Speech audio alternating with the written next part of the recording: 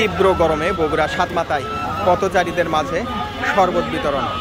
Apex club of বগুড়ার উদ্যোগে তীব্র গরমে বগুড়া সাতমাথায় পথচারীদের মাঝে শরবত বিতরণ।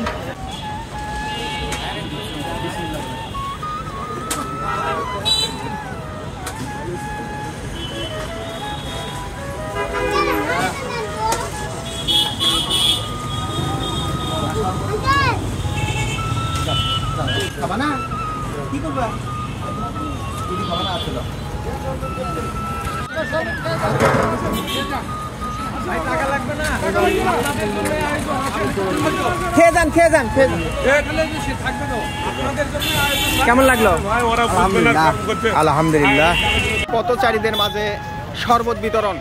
এই তীব্র গরমে এক চুমুকে নিমিষেই ঠান্ডা হয়ে যাবে আপনার প্রাণ।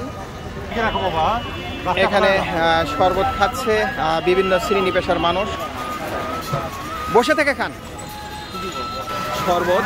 এখানে ডেক্সি ভরে আমরা শরবত নিয়ে এসেছি, এখানে দেখতে পাচ্ছেন এই জনসাধারণের খাওয়ার জন্য। শরবত খাইছেন? আসুন গাছ লাগাই, পরিবেশের ভারসাম্য রক্ষায় সহযোগিতা করি।